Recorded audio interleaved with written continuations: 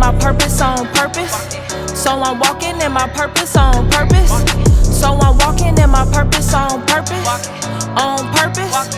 On purpose. So I'm walking in my purpose on purpose. So I'm walking in my purpose on purpose. So I'm walking in my purpose on purpose. On purpose. On purpose. So today with us on Stool Talk, we're honored to have a special guest, one who's been excelling on the court, in the classroom, just being a great athlete, in general, a great team player, great hard work. Today we have with us Miss Hannah Golden. How you doing today? I'm doing good. How are you doing? I'm doing good. So where did this journey for you start? What sport did you first start in? Was basketball your first sport? So, my first sport was actually softball. I played softball and basketball my whole life growing up. Um, I was actually planning on going to college for softball, so I had taken softball more seriously. Um, like my whole career playing Mhm. sports. I always played both, but I played travel softball and like not AAU. I would just play basketball like for my school team and stuff until my junior year. I quit softball and just focused on basketball, and I started playing AU and stuff. Okay. So which one did you kind of like more? Was it you liked it both of them even, then you just went to the basketball, or basketball you started to like a little bit more? Um, Definitely started to like basketball more. I just felt like I loved going to practice. I loved working out. I loved training. I just like loved being there, the atmosphere. I always had great teammates around me, so that definitely helped too. I Yeah. felt like I was kind of like softball started to feel like it was kind of like a chore for me. It was just like taking a toll on my mental health and stuff. Um, it definitely wasn't fun anymore. Like once I got to a certain like stage, I was like, Yeah. I don't know, I just feel like I can play a sport that I love and go maybe play in college and see what happens. Yeah, so what would you say to the youth who might have the difficult decision like that to choose one or the other one when they see their love for one or their skill for one is taken off and they need to, follow their heart? What could you say to them, encouraging them to go and follow the one that they think is the best or that they feel is the best or that they're even loving the best? What would you say to them? I definitely say that just go with the sport you love because regardless, like if you love it, you're not gonna have a problem doing it for another 4 years in college or 5, 6 more years, however long you're in college. So it really is just where your heart's at. That was like a hard decision for me too, because a lot of people would tell me I'm better at softball than I was at basketball. And so that was hard. Like I was like, am I like wasted potential? Like I didn't know, but now I see like I had just as much potential in basketball that I did in softball, and I'm glad that I stuck with the sport that I love because I get to play I get to do something every day that I love, like, and that's like super important to me.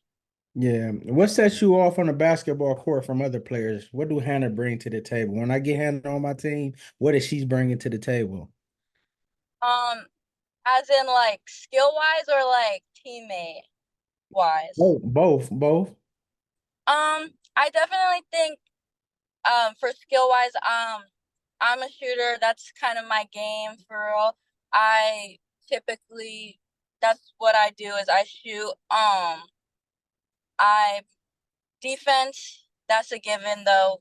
Everyone, you gotta play defense. I think my defense is pretty good, but I don't know, like so depends who's out there on the court with me, but yeah, I would definitely say like I pride myself on my shooting and my defense. And then teammate and like just player wise, I would say that I bring a lot of energy on the court and off the court, even when I'm on the bench. I like to pick my teammates up. I always have their back. Yeah. that's really important to me because I know like this game, it can be a lot sometimes. So it's really important that like being a good teammate and just having someone there that my teammates like know they can come talk to, and to pick them up like if they made a mistake or if they just need someone to talk to. That's really important for me. So I always try to be that for them. Yeah, so you lead with your play and with your voice, vocally and with your play, correct? Yes, sir. Can you share a memorable moment or a game this season where that sticks out?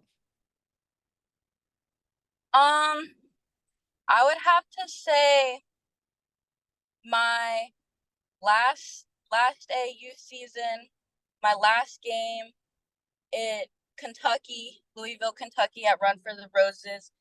Um, it was my last game before I had my second ACL surgery, Mm-hmm. and um, I just remember like I knew it was my last game because I knew I had to have surgery right after when I got home from that trip, and I just remember that I just played so hard that like I literally cried off walking off the court because I just like I knew it was gonna be a while until I got back on the court, and at that time I didn't know if I was gonna have an opportunity to play college basketball. So I feel like that was I just like always remember that game like that kind of like always in the back of my head. Like when Yeah. I got recruited and stuff, that was one thing that really um stuck with me. Yeah, speaking of recruiting, how did that process go and what school are you going to next year and how did you come to choose that school? I'm committed to College of Coastal Georgia. I had a rough time with recruiting since I started my recruiting process later than most. I didn't start taking basketball seriously till my junior year. And so um when I started looking for colleges and stuff, it was late for me. I was already a junior in high school. I didn't have a lot of film. Hmm. And on top of that, going into my senior year, I tore my ACL again. So I Ooh. was out my whole senior season. So I really had a hard time with recruiting. Um, Luckily, I have amazing coaches. I was able to pull some strings. I worked really, really hard to be able to get back on the court as fast as I possibly could to be able to play in some games just to get some more film out there before I graduated because I got cleared a few weeks before I graduated high school, still not knowing where I was going to go to college. I had no idea. Um, I had gotten a call from the coach at Coastal Georgia that my high school coach had set up for me and asking me to come down there, come work out with one of the girls, look at the school and see if I liked it. So I went down there and fell in love with the school. Beautiful campus. I loved the coach. I loved the atmosphere and just like how everything like ran as a school, as a team. And so I knew like right there, I was like, this is my school. That's where I want to go. But other than that, like the process itself, um, was definitely really difficult, especially when I was out for so many months. I didn't have like film to post on Twitter. I Coaches would reach out. I couldn't tell them, "Oh, come watch my high school game," because I couldn't play in any high school games my senior year. Um, so I had a hard time with that. Um, Luckily, I had some film from my junior season, which helped me get recruited. But other than that, that was really I just had to trust that that these coaches knew I was a good player. Yeah. So what's going to be your goals as far as next year individually and team wise? Um, I think my goal would just definitely be just fit into the program and the culture that my coach wants to build at Coastal Georgia. Just play the role that I'm going to the school to play the role for. And just honestly become a better overall player. It's college basketball is a completely different game than high school basketball or AU. Like this is a whole different thing. So I just want to be able to go out there and be able to compete with college athletes. Yeah, what keeps Hannah focused and motivated? Being you had the injuries, but you keep coming back. You never gave up. What keeps you going? What lights that fire to make you want to be the best player that you can be? Um, Definitely like a lot of people doubted me playing college basketball just because of like my whole situation. A lot of people didn't think I would be able to play in college with having two ACL injuries. And I just like there was a time where I really thought I wasn't gonna be able to, but I luckily um I just worked so hard. Like I just knew like in the back of my head I was always like I just feel like I was meant to play basketball in college. Like it was my dream and like I was not gonna let anyone take that from me. So I just knew I had to work extra hard and get it. Like it was just my goal and like there was nothing more that I wanted than to be committed to school. Like I didn't care how I got there, what I had to do. I just knew like I needed to do it. Yeah. How did you balance schoolwork, coming back, rehabbing, playing basketball, still being focused, still being a teenager? How did you balance all that? Um, it's a lot. I'm not gonna lie. It was a lot. Luckily I was able to my school's really I have amazing school and they let me take some of my classes online. So I was doing rehab, training, practices, and working a job all at the same time. And I made it work. I took some classes online and went to school some days, and then training in the mornings, practices in the afternoons, working throughout the day. Um, it was a lot, but I made it work. And I did that for like majority of my high school career. And even like my junior year when I played both sports, I was doing two sports, school, work, practices. So Wow. it's a lot to manage. You do have to give up a lot of free time and a lot of fun things like hang out with friends and stuff, but it was worth it in the long run. Like I definitely would not go back and change anything. Like I don't regret missing out on going out or doing other things. Yeah, you're a definition of hard work. Like you're a definition of getting the work done and making it happen by any means. Most people complain with one sport. Here, you're doing two sports. You're doing school, like you said. You're doing the work to get back. What does family mean to you, and how has your family helped you up until this point? Um, Family means a lot to me, especially because I just have my mom and my little sister, and my mom has done everything for me to be able to get me to this point.